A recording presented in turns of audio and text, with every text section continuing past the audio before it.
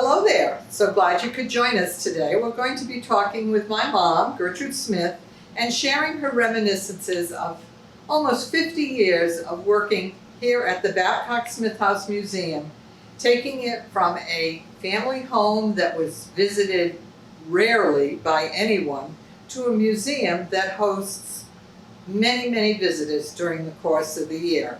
This is my mother, Gertrude Smith, my friend Ellen Madison. We're here to chat with Gertrude and talk about her reminiscences. Tell us about the background of your involvement. Well, it's kind of nice to have a little background, and I want to take you back to 1898. That's over 100 years old. I wasn't there then, but I hear a lot of stories, and the obituary for Orlando Raymond Smith Sr. I've read, and he became ill in July and became jaundiced. They didn't know what it was. You know, medicine back then wasn't what it is today. Yeah. And he thought if he stayed home from the office, he would feel better. But it didn't happen. So it was decided he would go to Philadelphia. Just doctors there maybe could help him. Well, he went, but that didn't help him either. So he came back to Westerly, and it was decided to operate to see what was wrong with him. You know, we had no hospital then. They set up the dining room at 130 Granite Street and operated. They opened him up and found that he had liver cancer. And there wasn't much they could do about that, so they closed him up and he died shortly after that. Well, his oldest son, Orlando Raymond Smith Jr., and we'll call him Uncle Lan. Okay. Uncle Lan was at Brown University, and I think he was probably a sophomore, but he had to give it up to come home to help raise the family and help with the business. I'm sure that Lan had some contact with his father in doing the business and helping him out because he was a teenager and he was a smart boy. So he came home, and they had the widow had 3 young children, 4, 2, and 8 weeks old. Gosh. And of his second marriage, he had 5 children, and Lan was the oldest, and those were all girls. So it was quite a household, but the girls were at a teenage, they were ready to fly the coop, so to speak, and some of them had married. And the boys, of course, had Lan as a surrogate father almost. And they were enrolled at Brown University, and the company paid for all that. And they all graduated about 1920. And my father-in-law, Ike's father, had a chance to have a position at University of Pennsylvania. But it was incumbent upon him to come back to the family business and help out. So that's what happened in 1898. And later on, I think Lan just tried to get away from all these women in the house, and he had a nice relationship with his Aunt Julia, who lived alone in the house, and she never married. In fact, they had mutual interests, all of them. In fact, it was right here in this parlor that Julia founded the Westerly Historical Society. And she was interested in history, and both Lan and she were interested in history and ancestry and antiques. She was a DAR too. Yes, that's right, she was a DAR lady. But time goes on, and the boys were all graduated about the 1920s and came back to help with the business. And it was still going pretty good at that time, in the early 20s. And Lan was president, and Ike's dad was in charge of the cutting shed and that sort of thing. And Ed, the youngest one, was in charge of the quarrying. So that was a lot of family, and time went on and they were doing pretty good. Because Uncle Ed, in charge of the quarry, they used black powder to blast, not dynamite, and it would just give a thump and crack the stone. But one day when they were in the office, they had a big blast, and the rocks came tumbling through the nice Palladian window in the old office. Oh dear. And Lamb gets all excited, says, "They're killing us, they're killing us." Well, they weren't killing, but he had to be careful after that. So Now, when did Julia die? What? When did Julia die? Julia died in 1924, and when she died, she left in her will the house. And of course, Lan was interested in it, and he had enough money, I guess, to hire an architect, Norman Isham, who was a famous historical architect, and he changed the house. In the mid-Victorian era, it was remodernized in the Victorian era. They pushed out the front door and had that little entryway and had a balcony above it. They had a wide porch around there, and it was really a Victorian house. But when Lan inherited it, he wanted it to be brought back to its colonial splendor, and it was dated 1734. So he hired Isham, and he put a steel beam on the second floor of the common room up there because the roof was sagging, and that upheld it. And he had a lot of things done. Indoor plumbing for one thing too, Big improvement. which was kind of nice. Yeah. And they took off all the doodads of the Victorian era and made it into a colonial house. Well, he inherited it, and there were so many Smith heirs. What to do if he died? He decided he would form a trust. So he formed this trust, and there were three trustees. His wife, he had married at that time, Phoebe Alice. We forgot to tell you that she came to board with the Smiths because she was teaching school at the Quarry Hill School, which is now the location of Walgreens. But she boarded with them, and a romance happened, as it usually does. And they were married around 1912 and moved into the farmer's cottage. But now he had inherited this big house, and there was a lot of work to be done. Well, what happened? Well, you've talked a little bit about forming the trust. Did he die? Who? Did he die? And what happened when he died, having put this trust in place? What happened when What he did died?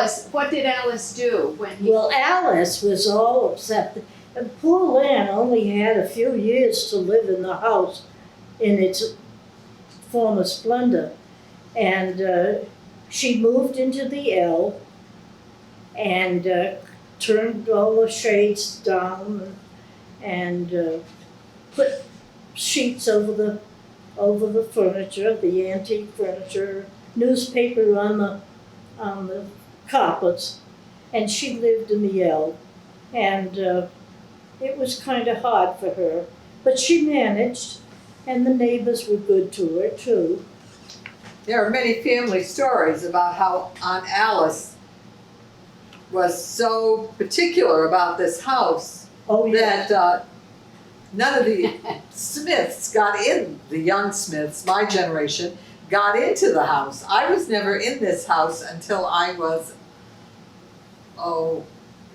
40 years old. So it was highly protected. She would throw my twin cousins out of the yard and tell them not to walk through the yard, to go around. And she really guarded zealously the integrity of this house. And she had very little to support it. support it. Yeah. Well, it was very little to support her, and as her money began to run out, she petitioned to the court to sell the farmer's cottage. Now, this was back in the 40s, I guess, 50s. because the Westlake Community Credit Union was interested in buying the farmer's cottage. Of course, she had to go to court, and they agreed that it was probably not part of the trust, Oh, but good. she good. could sell it. Yeah. And this kept her going for a little while longer. I would visit her once in a while and take some cookies over to her. She'd let me in the house around here and then back out to her little. Oh, she had you come through the house? Yes, I went through the okay. house, only the first floor, Yeah. not upstairs. But she was very friendly with Franklin Smith and his wife because they were neighbors too. But as I say, the neighbors were good. They would cut the grass and cut the hedges Oh, nice. and shovel the snow and that sort of thing. So that helped her out a lot. Let's see, we get to 1930. Now, as she got older, she couldn't be left. When she got older, she couldn't be left alone anymore, and she had to go to a nursing home, That's right? right. And in the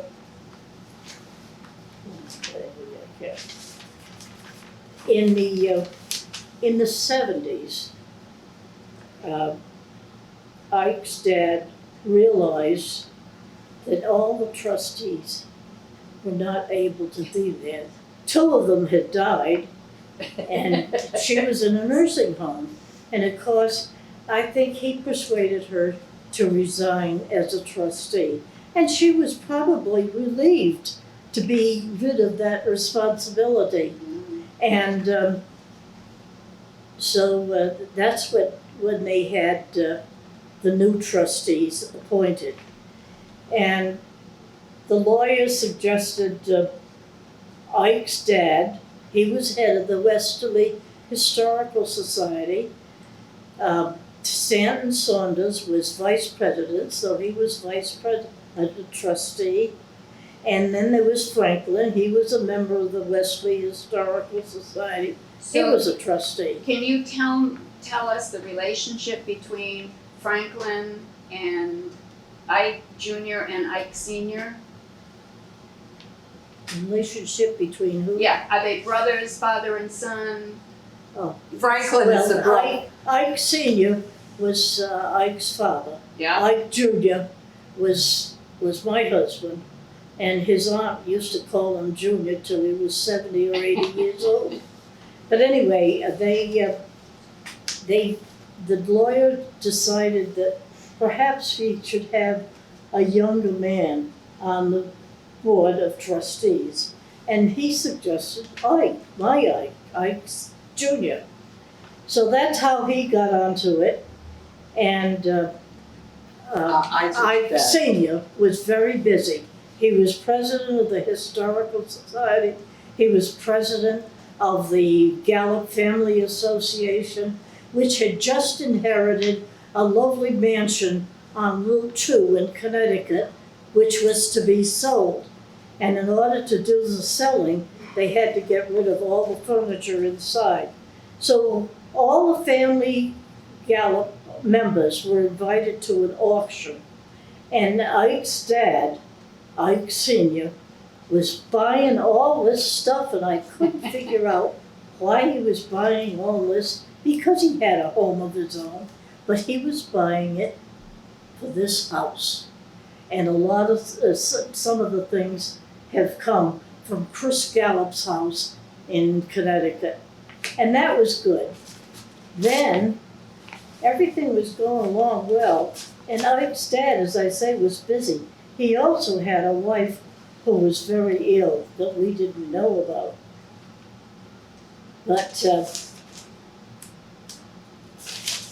a few months later, he died.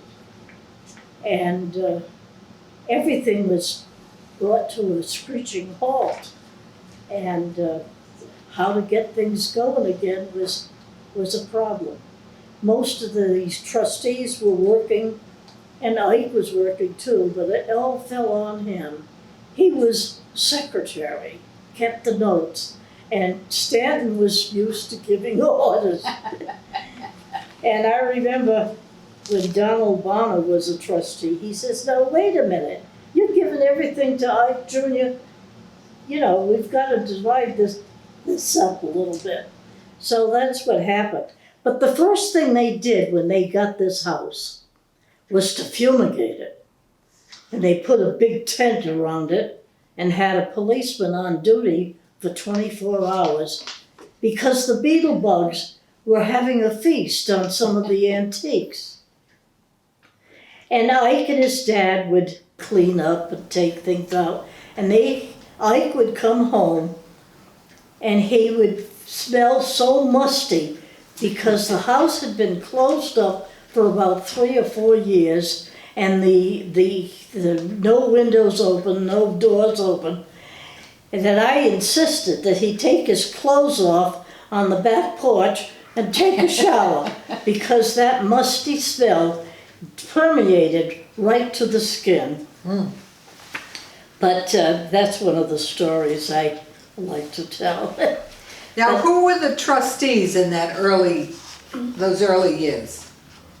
Well, there was Ike's dad, Stanton Saunders, Franklin Smith, and Isaac Jr. Okay. And what did the trust accomplish when they... They accomplished new trustees. And because nobody had, there wasn't many trustees. they got a new mission that it would be open to the public. Yeah. That was about 1972, was it? That was 72 when they Okay. came. And as I say, the first things they did was fumigate, and they sold shingles, paper shingles, because the roof needed doing over, and they wanted to organize the docents. But when Ike's father died, everything, as I say, came to a halt, and it was hard to get going again. The docents were members of the Wesley Historical Society, and they were elderly ladies, but we had costumes, and we had maybe about one open house a year. We only charged $1, and then it went up to $2, and finally it's gotten to where it should be now. You were president of the docents for a long time, weren't you? You were president of the Oh, docents yes. for a long time. Well, we had a lot of good docent material. Jane Larkin and Lita Mochetti put out a Judy handbook Larkin. for the docents. Uh-huh. And they did a lot of research on the antiques in the house and the colors of the house and a lot of history of the house. So that was good too. And we had very talented docent chairmen.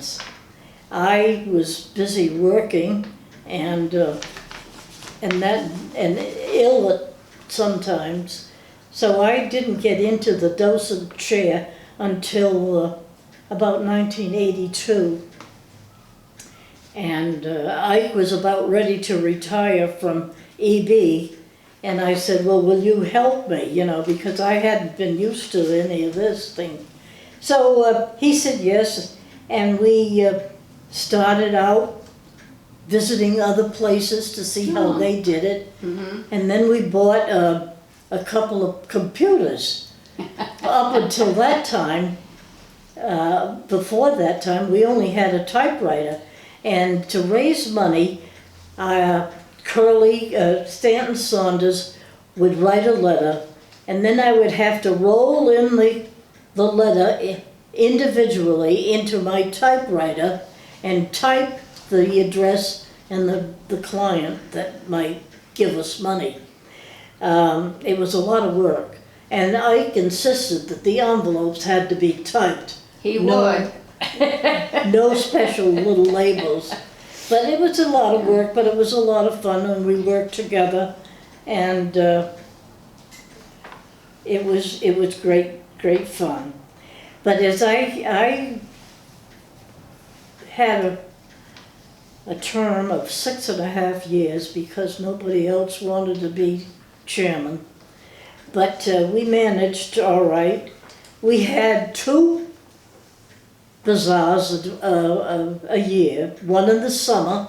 We had to take all the stuff out of the little room that we used as a store in here, out on the lawn, and then what didn't sell, put it all back again.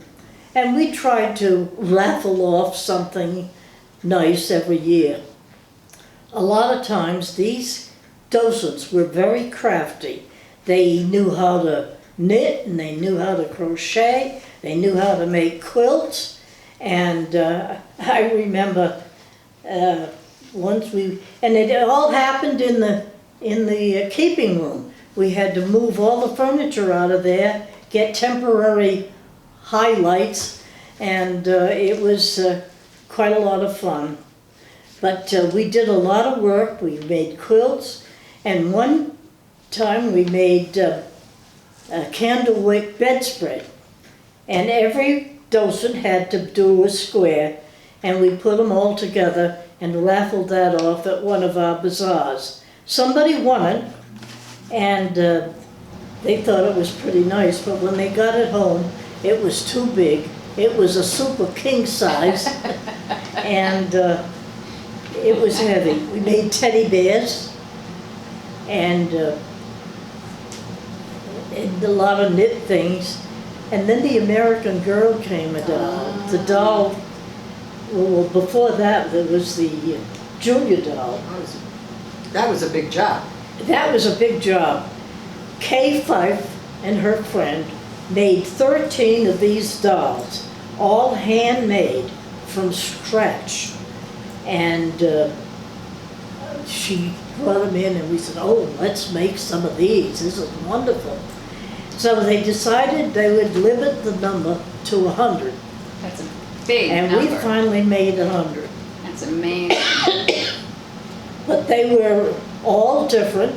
We had patterns, and Kay Fife did the hair and painted the face, and they were quite a I hope you can see these. We did Bargello, which is that chair that was done, and we did a couple of the docents made the curtains, the Deerfield embroidery curtains. They found an old bedspread, and it was pretty well worn, but there was enough of the pattern left that they could transfer it onto the material for curtains and then embroider them.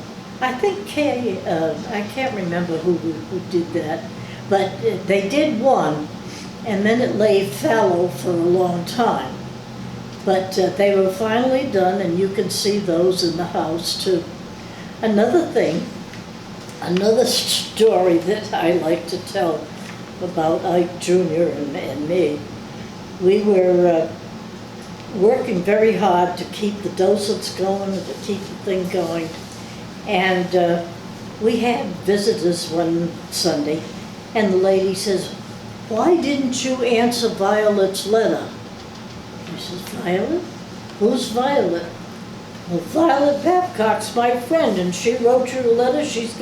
Wants to give a lot of stuff, Babcock stuff, to the house. I says, we never got a letter. So we got her the Violet's address, and Ike was ready to dictate a letter to me. And you know, you have to be diplomatic on this. You can't say, gee, I hope you die pretty soon so we can get on this. But we were writing the letter, typing it out. We got a telephone call. And she says, this is Violet Babcock's attorney. Oh, he says, I was just writing her a letter. She says, forget about the letter. She's passed away, and I'm in charge of the will, and she's left a lot of stuff for the Babcock-Smith house. I'll let you know when we get it packed and when it arrives. Well, it did arrive in a month or so, and Mildred Beam was going by, and she saw this big moving truck in the driveway, and she thought for sure that somebody was stealing all the furniture out of the Babcock-Smith house. So she stopped and investigated. Well, it was Violet's heirlooms that she left for us. So Mildred was rejoicing about that. And you'll see a lot of the things that Violet left when you tour the house. And the docents who give tours are excellent. They will give you all kinds of stories that are true. I can't remember all the stories, but... Now, she gave you a copy of Charlotte Babcock's Reminiscences, right? It was Reminiscences, and evidently Charlotte had made copies for all her children or grandchildren. And this was a carbon copy. And it was so faint that I had to transcribe it to get it right. Wow. And that's been a good seller too, because it's an adventuresome story that she had going to sea with her husband on the America. And they went all over the world. So that's kind of a nice story.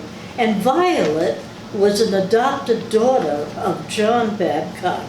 So she left all these things in memory of him. Oh, isn't that nice? So that's nice. That's nice. Now, we've Yeah. been blessed with good neighbors here. Tell us about the credit union and what... Oh, the credit union has been a wonderful neighbor.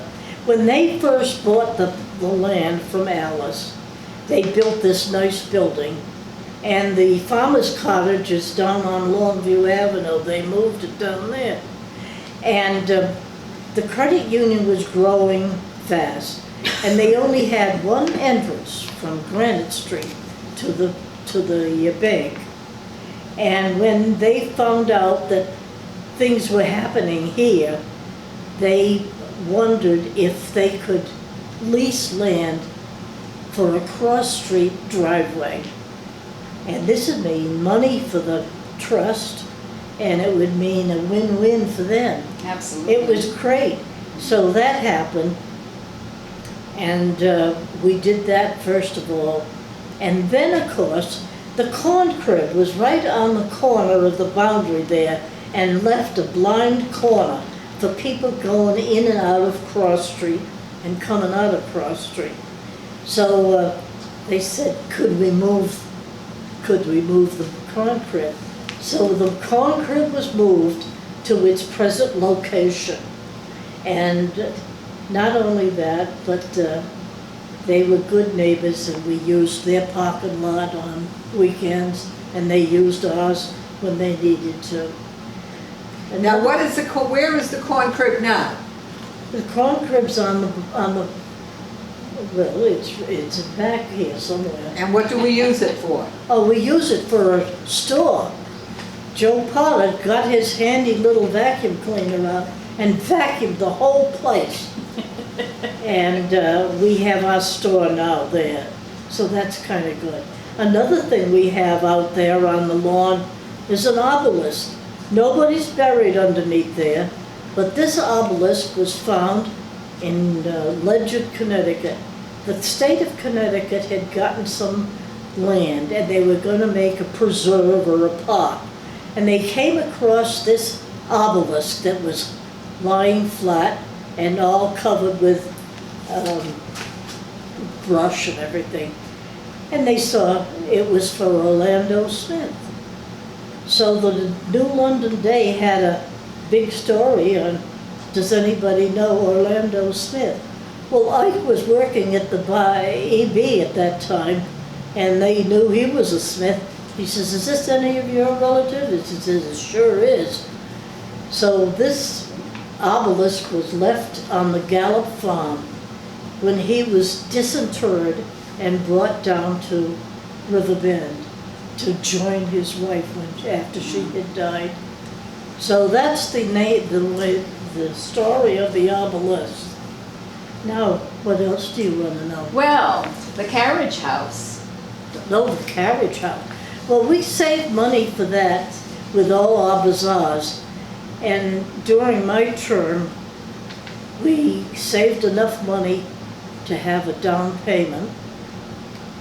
We had a cookbook published. And there was something else. I forget. But anyway, it was, Well, we became incorporated oh, because Okay. the cookbook kerfuffle was bone in our teeth. And we decided we'd give the cookbooks to the trust, and then we could sell them for that Christmas bazaar. and that The was, carriage house was first used in 1993 at the Christmas bazaar. I remember that because we just had a subfloor and no carpeting, but it was a success.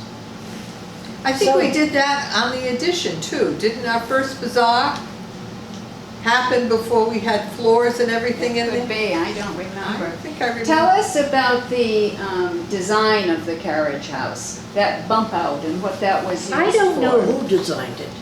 I can't remember. Do you remember who designed it? I'm sure Dad had a lot of I think we input. got Cabanis, he was the architect. Oh, that makes sense. And Well, why did they have that little shed on the side of it? Where the kitchen is now? oh, that was for the loom. We found a loom in the house, and we had a couple of docents who put it all together and started weaving on it. And that was that little shed was for the loom. But you know, not a lot of people were interested in that. So we rearranged it and made it into a kitchen and a new bathroom too. So we are running out of time? No, No, you're fine. you're fine. You're fine. And so the loom got moved over. Moved, I don't know where it It's is. the Isaac Smith room. Huh? Yeah, it was in the Isaac Smith room. Oh, it is? No, it was. Oh, it was. That, and we sold that at the auction this year, Oh, so. well, Now you had some work parties before the carriage house could be started. You had to cut down some bushes or something? oh goodness, yes. A lot of the yard work has been changed over the years. The first thing that was in the way of the carriage house was the forsythia bush. We had a cutting party, and all the docents came with their clippers and tried to clip back the forsythia bush. And then we finally got rid of it and moved it. And instead, we had a lot of daylilies given to us, so we had a bunch of daylilies. Well, then they started the carriage house, so those daylilies had to be moved to the garden near the fence. And so it's been a lot of changes, Yeah. but all good, all good. Now tell us what you think of some of Dad's major contributions to the museum. Well, he was a jack of all trades. When they needed the lawn cutting, he came over with his tractor and cut the lawn. When we had snow, he came here with his snowblower with that, and he'd blow all the snow off into the yard. And he was just busy all the time. And then not only that, but he had inherited the 26 order books of the Granite Company, and he was making a database on that. And we learned how to run the computers, more or less, but mostly less now. Have Well- I covered everything?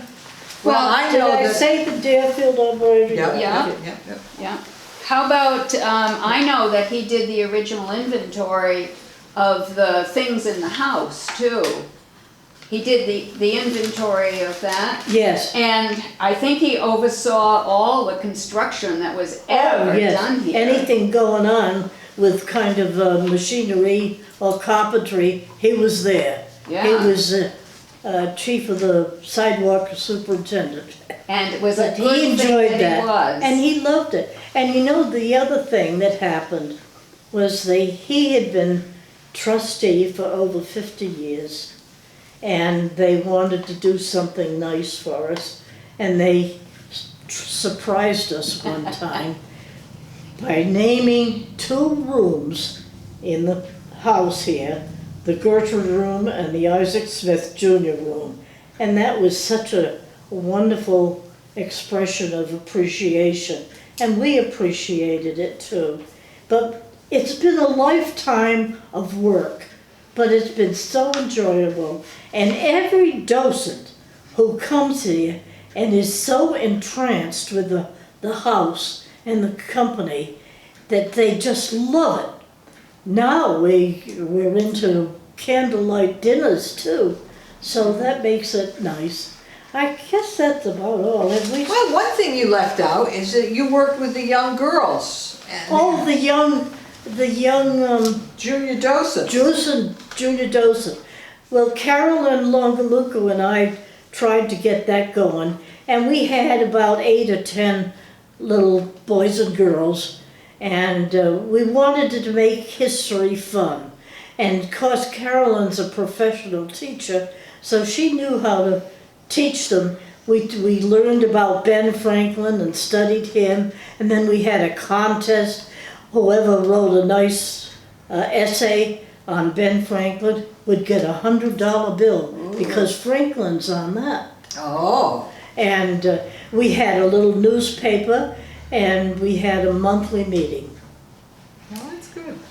Well, thank you so much for doing this for us. Oh, well, Because you I've saved been a a lot nervous of wreck. history. I was tossing and turning since 2 o'clock this morning. I'm sure you were. But Tony said, and another thing, the house is on the National Register of Historic Places, and that is a big thing in this country, because people like to visit these old houses Absolutely. and special places.